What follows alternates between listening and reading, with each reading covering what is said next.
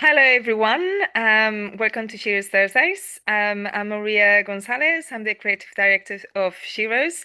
Sheroes is a UK-based organization that is addressing violence against women and girls, women's representation, and women's health through the power of art. And the art is by women activist artists. Um, Sheroes Thursdays is a series of conversations and talks and workshops too, designed to support, inspire, and empower women artists in their creative and advocacy work. Today's talk is about art activism and menopause, and this talk is going to be hosted by Abigail Hammond, an artist that collaborates with Sheroes. That has been collaborating with Sheroes since the beginning. And that's it. And before we start with the talk, Abby, I would like to say that again, this talk is going to be recorded, so we can share it with other people. And please feel free to disconnect your camera or be connected if you want. I mean, it's always nice to see your faces, and especially because after the talk we are going to open the conversation. So I would love to hear your insights, and if you have to say something, otherwise is fine. So yeah, and I think I don't forget anything else. Thank you all.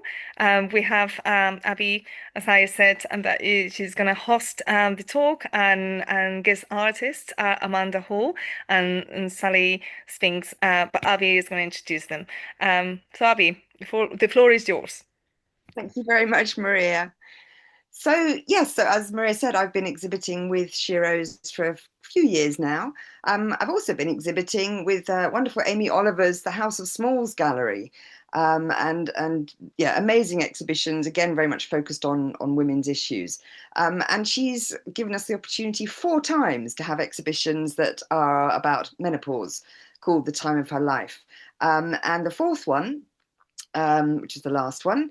Two of the other artists exhibiting were Sally and Amanda, who are kindly joining us today. So when Maria asked me to do this talk, we kind of both said, wouldn't it be nice to have some other women, as there are women making work about menopause, and so to have a conversation together about how that's happened and what we feel about it, and hopefully that's kind of going to be of interest to you.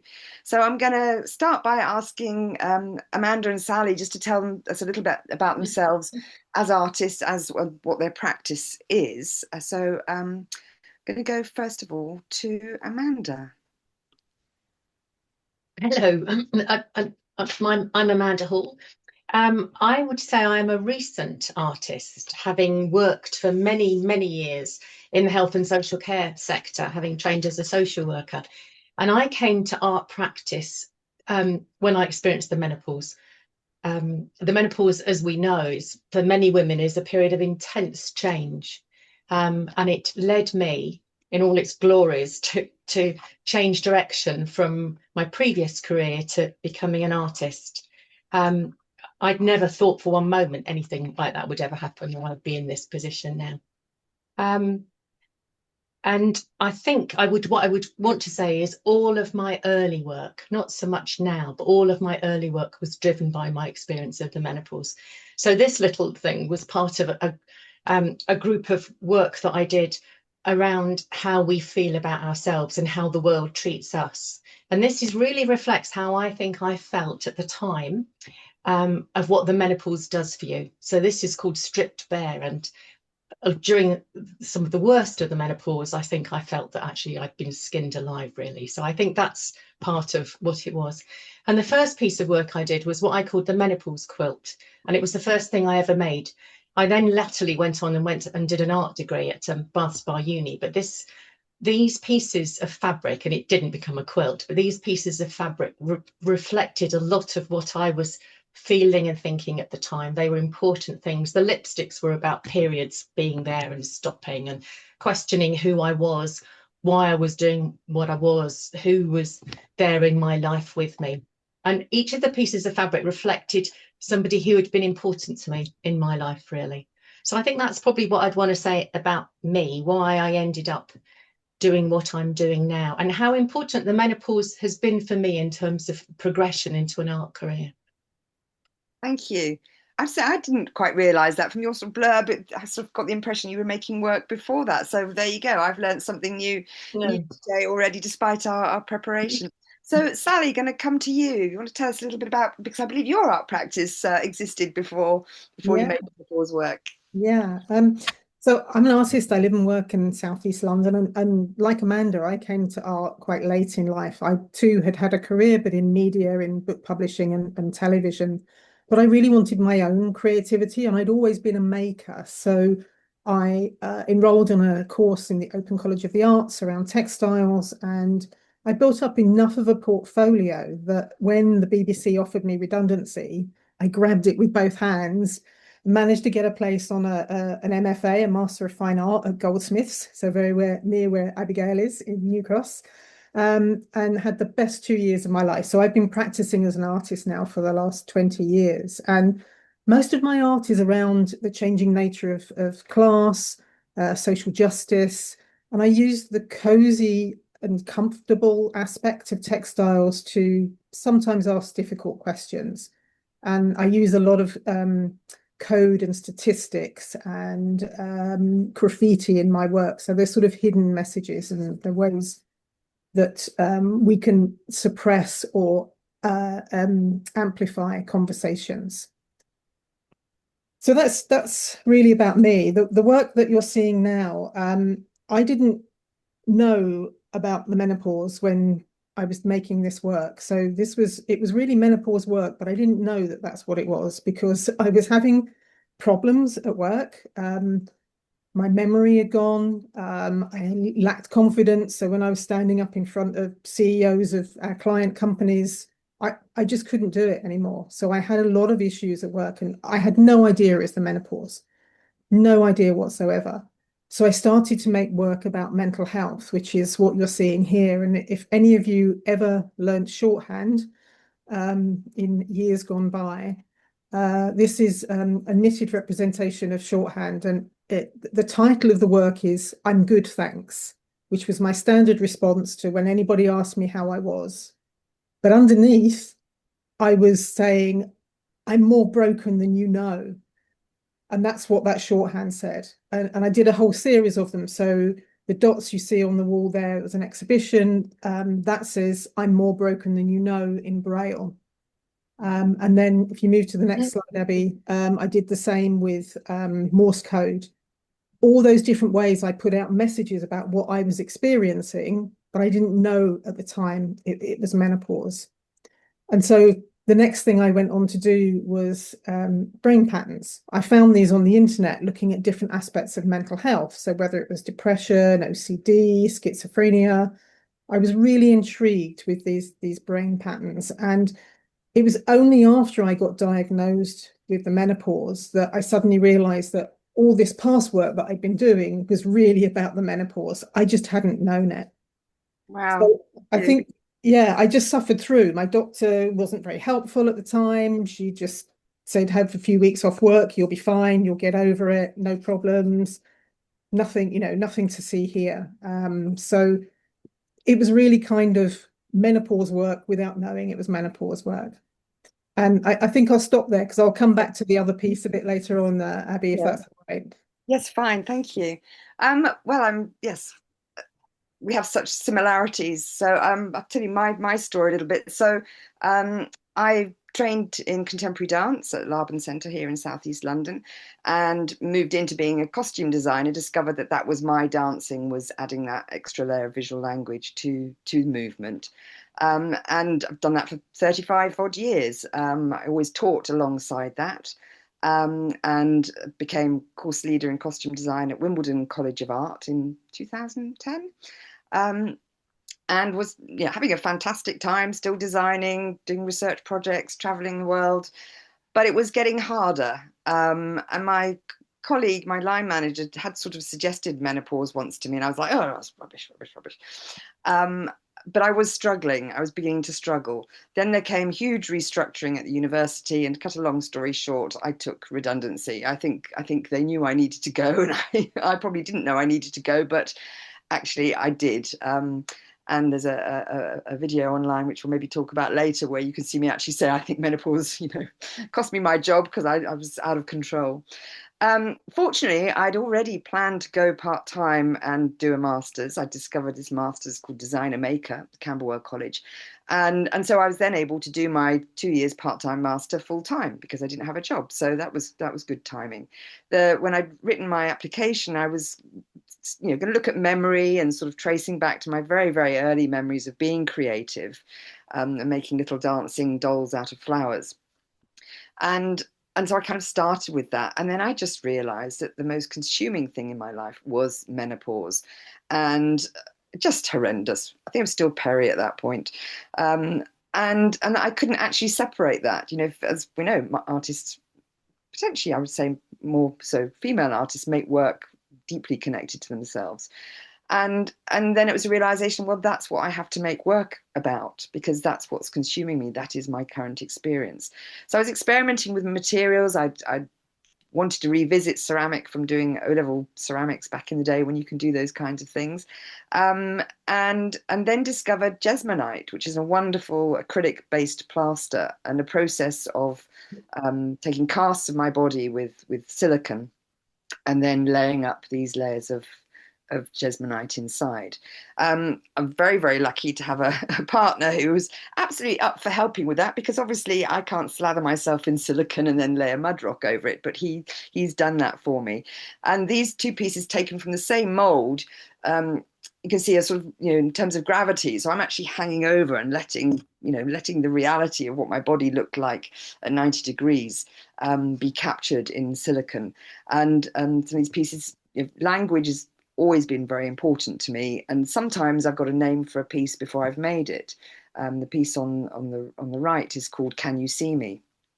Again, very luckily, my partner's a musician, and I asked him if he'd make soundscapes for me. So some of these pieces also have audio that goes with them.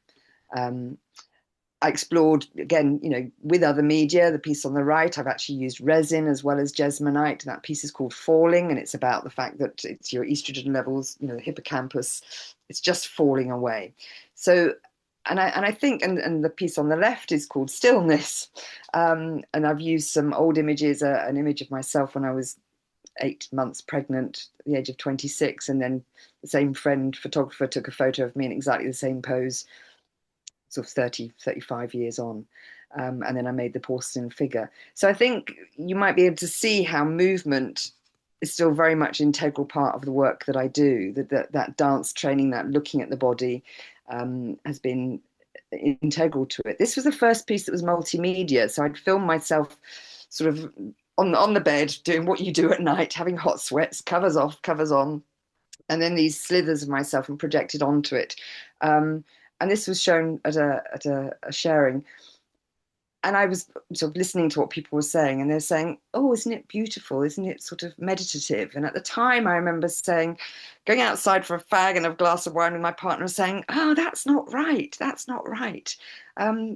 That's not what they should be experiencing. What am I doing wrong?" And I turned to him and I said, "Can we make a punk song called Fuck the Menopause? We'll come back to that later." We did. So just trying to keep a quick close on my time. Again, his image of taking a cast from the body. This piece is called Roller Coaster, with an expressive painting behind it. I'm sure some of these words people will recognize. Roadkill, I researched what other women were saying.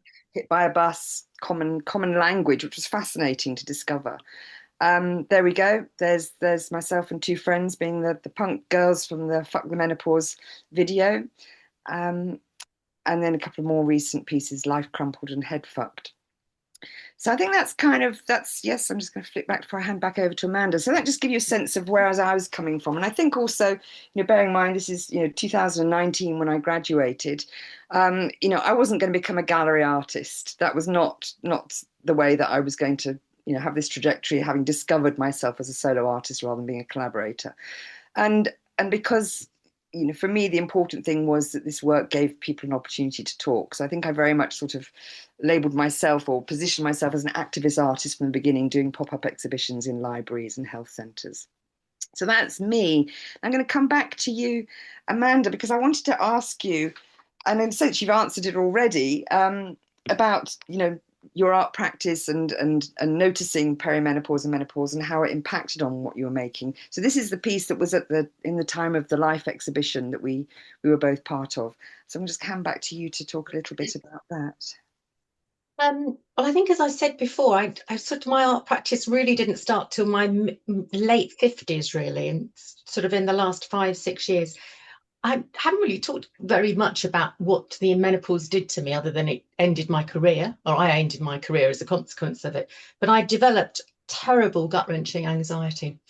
And like I think Sally was saying, the doctor was fairly hopeless until at the age of 56, they prescribed me HRT.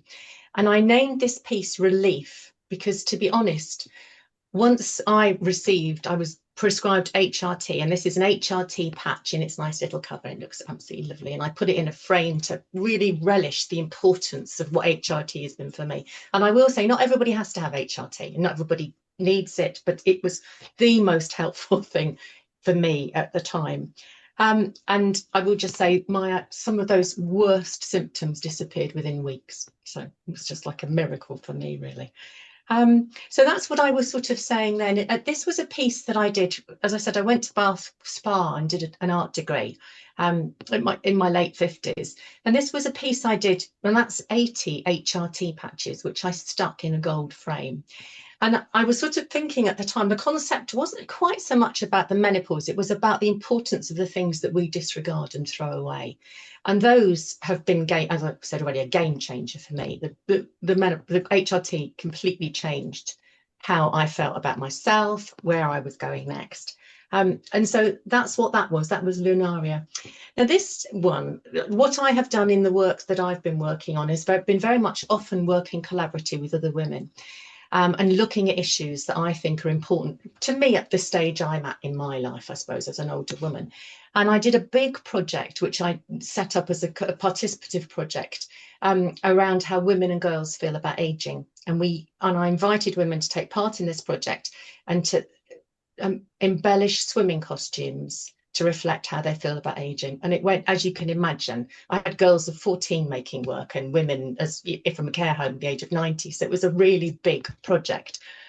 And this is one that I made, and I wouldn't put anybody else's up, but obviously menopause came up quite a lot within the work, when others worked. And this is made out of incontinence pads, because I feel there are so many things that we don't talk about, the impact of the menopause on our bodies. Some are part of aging, actually, and some are clearly part of what happens to us. And so this was my incontinence pad swimming costume that was displayed as part of Instructions Not Included. It was an exhibition that actually toured the country called Instructions Not Included. What else would I say? Can I move to Sally for her to? And now, because we changed the slides, I'm going to whiz back. Sorry, yeah, I must have moved it by mistake. There we go. That's one. This is the piece that you had in the exhibition, isn't it? That's right. Yeah. So this, having done those other brain patterns about mental health, as I said, didn't realize what I was going through. Once I knew it was the menopause, I started to look around for images that represented that. And because I'd done the brain patterns, I thought, oh, I wonder what the menopause might look like in brain patterns. So the image on the left-hand side is a normal brain pattern. So the red areas are lots of activity, going through the colours to the darker areas where it's slightly less activity. And that's pre-menopause. If you look at the one on the right-hand side, that's post-menopausal. And look at the number of dark patches there are in there. And this just really spoke to me about all those experiences, as I said I had earlier, of standing up in front of a big executive board and really not knowing what the next word was. So brain fog was a real thing for me. And this image just really showed all the things that I had been experiencing. And I think, Abby, I hope you don't mind, but I'll talk about it now. The process of making this is a needle punch piece. So it's like a small carpet. and you work from the back of the piece, and you use a pen. I don't know if you can see me or see this. It's like a little pen with a needle on the end of it, and you literally put wool into it and you stab the material over and over and over again. Change the colors, stab, stab, stab, stab, stab. And I cannot tell you how therapeutic this was for me at this stage of the menopause, being able to stab something. I mean, there must be tens of thousands of stabs in that particular piece. And just sitting here repeatedly stabbing and kind of just working out all of that anger, but knowing I was creating something that represented my experiences was incredibly valuable to me. And I wanted it to show other people this is what's going to happen to you. Nobody told me. We didn't talk about menopause 10 years ago in the way that we do now. Nobody showed me. So I hope that this would start to bring some recognition for other people who were about to go through this. Yeah, thank you. I'm just going to whiz forwards again to oops. Yeah, I thank you for talking about that. I had a similar exhibition. I went to a felting workshop, not something I'd done before, and it's a similar kind of thing. You're stabbing away, and it was great. And I think anything that, for me also that layering of the jesmonite into the silicon molds is very therapeutic. It's a very meditative, quiet space where the anxiety disappears and all those other things, just being in the moment of making. I was wondering, Amanda, do you relate to making as being sort of cathartic in any way for you, or is it more the subject of it afterwards?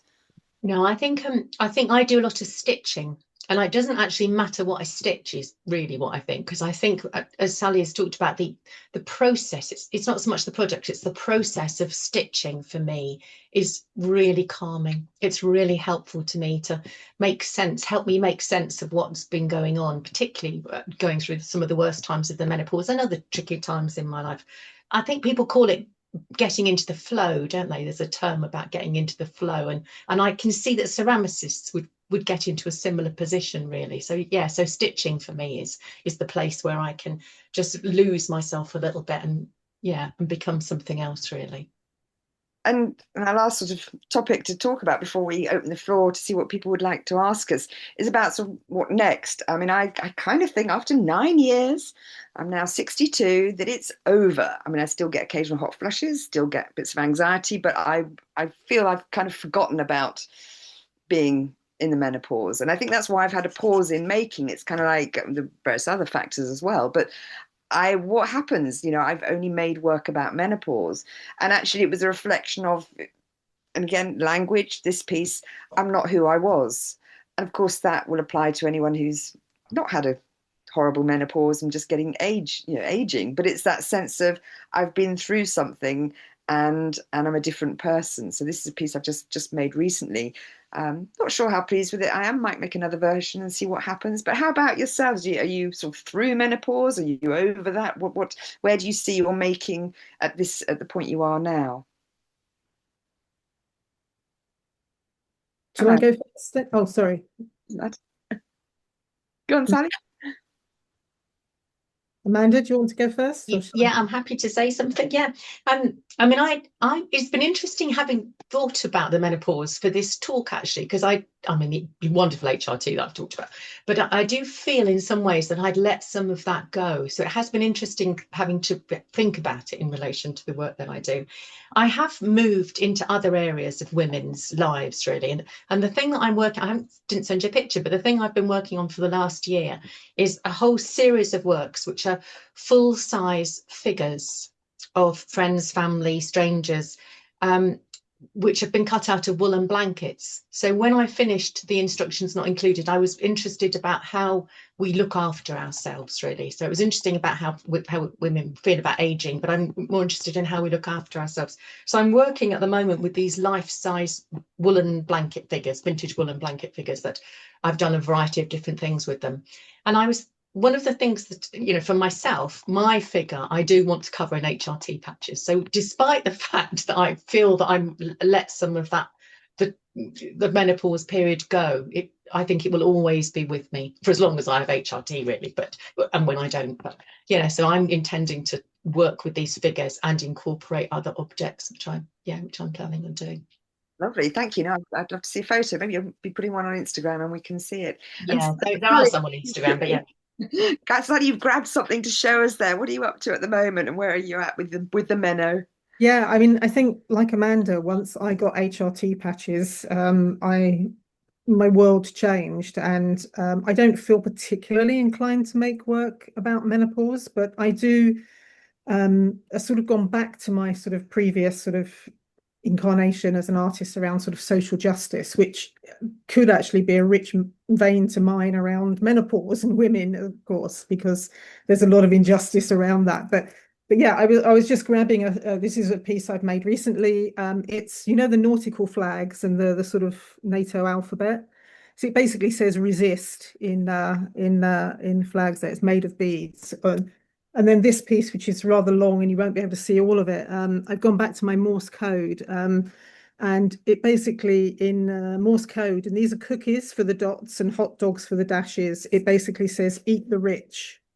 Excellent. Kind of very long and very beady and lovely. But so I've been making much more work around sort of social injustice rather than menopause. But having had this conversation now, I can see that there's things I could go back to. I'm not one for joining a march. I'm an introvert in that respect, but I like to make work with a message that I want to put out into the world, that I hope even if one person looks at it and thinks, oh, I get this now, that would be what I hope to do.